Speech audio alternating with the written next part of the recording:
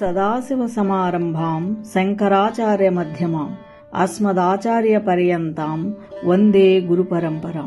మీ అందరికీ అర్థమయ్యే ఉంటుంది. ఈ గురుస్తోత్రాన్ని వినగానే మనం ఎవరి గురించి ఈ వీడియోలో మాట్లాడుకుంటున్నామనేది. అవును, మనం ఎంతో ప్రేమగా భక్తితో శంకర భగవత్పాదుల వారు అని పిలుచుకునే శంకరాచార్యుల వారి గురించి మాట్లాడుకుంటున్నామని.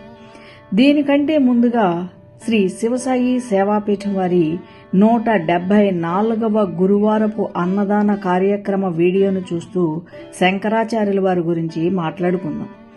ఆర్యమాంబ శివగురులకు కేరళలోని పూర్ణానది ఒడ్డున ఉన్న కాలడిలో శంకరుల వారు జన్మించారు.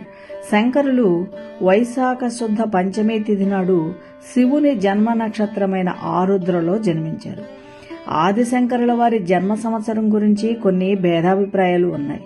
శృంగేరి శంకర మఠం ప్రకారం శంకరుల వారు శాలిశకం 788లో జన్మించారు. కంచి మఠం ప్రకారం స్వామి క్రీస్తుపూర్వం 509వ సంవత్సరంలో జన్మించారు.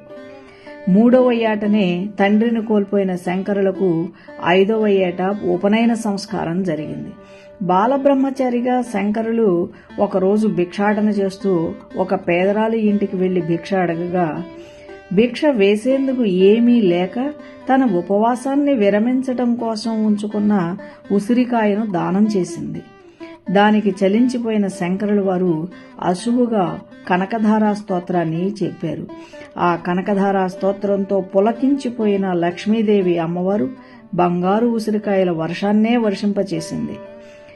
సన్యాసం తీసుకునే సమయం ఆసన్నమవడంతో శంకరుల వారు తల్లి అనుమతి కోరారు. శంకరులు సన్యాసం తీసుకుంటే తాను ఒంటరినవుతానన్న కారణంతో తల్లి అందుకు అంగీకరించలేదు.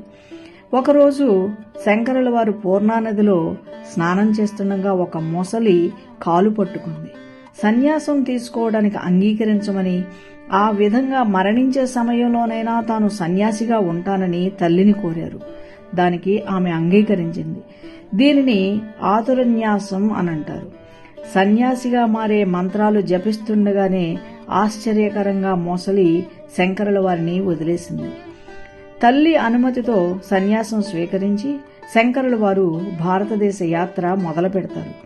ఉధృతంగా ప్రవహిస్తున్న నర్మదా నదిని తన కమండలంలో బంధించిన శంకరును చూసి ముగ్ధులైన గురు గోవింద భగవత్పాదుల వారు శంకరులని తన శిష్యునిగా స్వీకరిస్తారు. గోవింద భగవత్పాదులు శంకరులకు వేదాంగాలు ఉపదేశిస్తారు. ఆత్మ పరమాత్మ ఒక్కటే అన్న అద్వైత సిద్ధాంతాన్ని కూడా శంకరులకి బోధిస్తారు. ఉత్తర భారత యాత్ర చేసే తలంపుతో తల్లి అనుమతి కోరుతూ ప్రాతకాలం, రాత్రి, సంధ్యా సమయాల్లో ఏ సమయంలోనైనా స్పృహలో ఉన్నప్పుడు, స్పృహ లేనప్పుడు నన్ను తలుచుకోగానే నీ వద్దకు వస్తానమ్మా అని శంకరుల వారు తల్లికి మాట ఇచ్చారు. తల్లి అంతిమ సమయంలో వచ్చి అంతిమ సంస్కారాలు చేస్తానని చెప్పారు. కైలాసవాసుని అవతారంగా భావించబడే శంకరుల కృప వలన మనకు ఈరోజు హిందూ మతంలో స్పష్టత, పారదర్శకత, లోతు, ఐక్యత ఉన్నాయని అనటంలో అతిశయోక్తి ఏమాత్రం లేదు. శంకర భగవత్పాదుల గురించి ఎంత మాట్లాడుకున్నా తనివి తీరదు. శంకరుల వారి నామం పలుకుతుంటేనే ఒక తెలియని అద్వితీయమైన శక్తి మన శరీరాన్ని ఆవహించినట్లు ఉంటుంది. వచ్చే వారం వీడియోలో శంకరుల వారి గురుదర్శనం, వారి రచనలు, వారి బోధనలు, వారు స్థాపించిన మఠాల గురించి మళ్లీ మాట్లాడుకుందాం. జై సాయిరాం.